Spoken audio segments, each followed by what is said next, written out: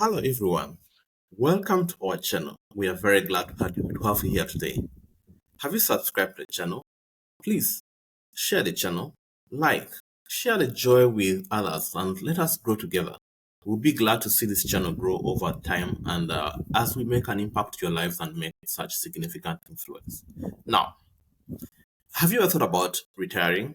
What about retiring rich and wealthy? Well, we are here today to talk about how you can retire rich and wealthy by making the best of your investments wisely. So we start off with a question. What is wealth? Probably this is one of the questions you have asked yourself or you've had some other people ask. All the things we talk about really are about money. So I would ask what money is. But wealth, some people describe it as how long your assets or money can last you if you don't have any other source of income. What that money that you have in the bank, that money that you have in property, how long will it last you? Some people it will take them years, some people will take them months, some people will take them decades. So that's a description, a short and easy description of how wealthy you are. If your money can't last you more than 3 or 4 months, then you have a problem. So what we are talking about today is how can you make your money last? And how can you make your money last more importantly into retirement? So most of us youngsters rarely do we wake up to think about retirement. But if we are lucky, we shall be there one day. Sooner or later, we're going to retire. We're going to hang up our guns and then say, okay, yeah, enough is enough. Let us live a life of calm and comfort. But I don't know that would be a life of calm and comfort if you haven't planned for it well. So here we are today talking about how to retire rich and wealthy by making the best of your investments wisely. So I'll ask another question. Have you heard about the rule of 110 or 110? It's a simple and straightforward rule that can help you make the most of your investments in terms of risk and return in a very comprehensive manner. So what this is all about is that individuals can determine how much they're going to allocate to your investment portfolios. Let us say your investment portfolio includes stocks, it includes bonds, maybe it includes some property. So this is a simple rule that is going to help you allocate your investments, maybe stocks versus bonds. So the simple rule, majorly stocks versus bonds. The simple rule is how old are you today?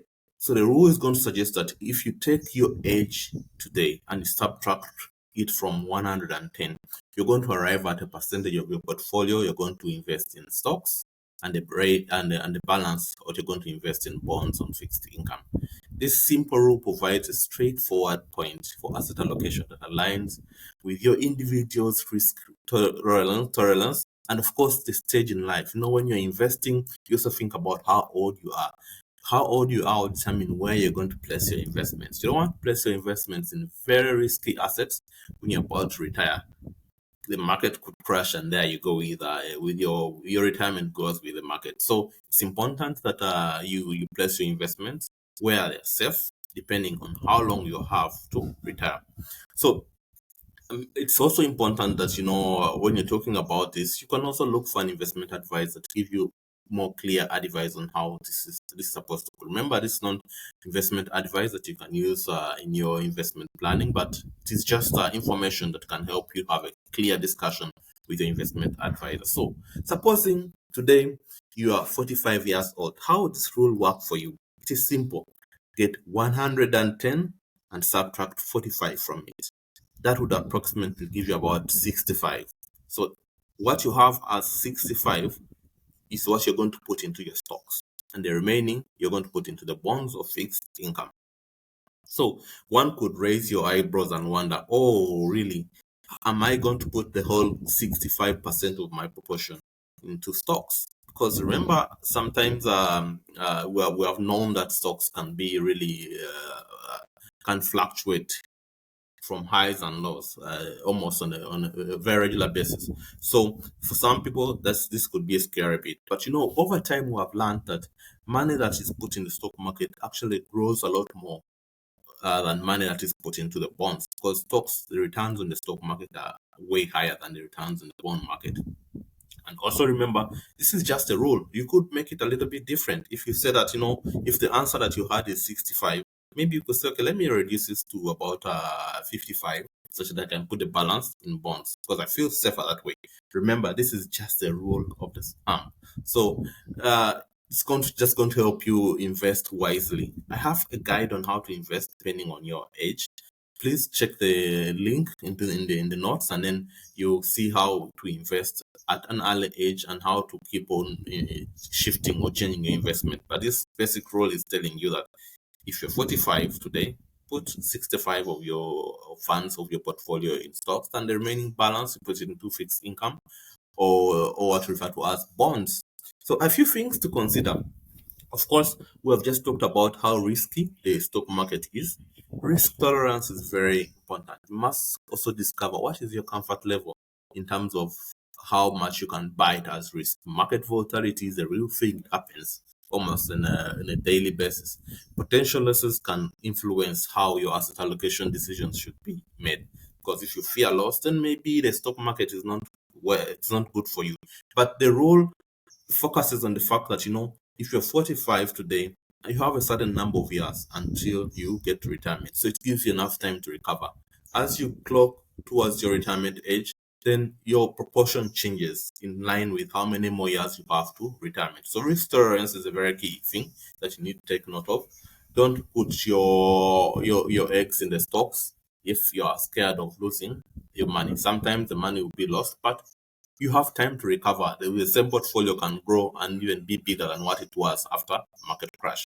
Then, of course, you look at time horizon. Time horizon is a major guiding principle here. We're talking about how long do you have to retire, how many more months do you have, how many more years are remaining to retirement. That's going to guide into how you're going to make your investment. Remember, we say that this is just a rule of the thumb, which you can adjust to fit your own circumstances. Younger investors with a longer time horizon are inclined to really invest higher, have a higher exposure in stocks, because they still have a long way to go and they want to grow a fund. And of course, one of the other things that are going to affect this rule is the market conditions. Because if there is a market volatility, interest rates can impact the performance of your stocks and your bonds. You have to bear that in mind, and you have to review and adjust your asset allocation more regularly to take care of this aspect of market conditions. So, while the rule of 110 provides a helpful framework, it's essential that you view and don't be so rigid in your life. So, I think you need to make sure that you do make some adjustments here and there to make it fit for purpose for your life, for your personal circumstances. So, life circumstances, financial goals, your risk tolerance, these are things that are going to change over time. So, don't be rigid about with this rule. Make sure that you adjust it accordingly and make periodical reviews. I'm also sharing something that will help you rebalance your portfolio over time. Just look through the links, and then you find a link to how to check a checklist on how to rebalance your portfolio over time. Then, of course, we continue to say that the rules of thumb are not a one size fit for all situations. So it's important that you seek a qualified guidance from a qualified financial advisor. It's very, very important. This is not financial advice you're providing you to go and apply into the stock markets today. You also need to have talked to someone who's going to say, okay, yes, if you have decided that you're going to put 65 of your portfolio in stocks, which stocks are you going to choose? Do you know the stocks? Are you going to put it in an index? Are you going to put it? Are you going to just buy a bit of Google, Meta? What are you going to do? So it's important that you talk to a financial advisor that can provide you with tailored recommendations based on your unique financial situations and risk tolerance, and help you navigate the market. So the rule of 110 serves as a valuable tool for simplifying the asset allocation decision in the financial planning process. So by understanding this rule and applying it to portfolio, you're going to consider those relevant factors we have talked about. You're going to seek professional advice, and at the end of the day, you're going to create a well-balanced investment strategy that aligns with your long-term objectives.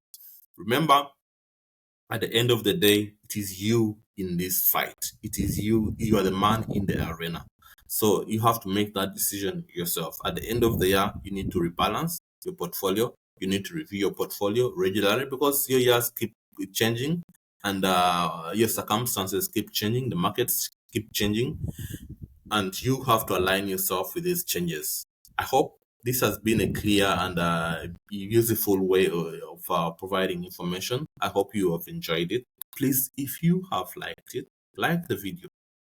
If you have liked it and find it useful, like the video. Also share with this video across. Subscribe to our channel and share with your friends. Let them know about the good things that we are having here and the things that are going to make an impact to your lives. We are glad that you have put in your time to watch this video today and want to wish you the best in your investment journey.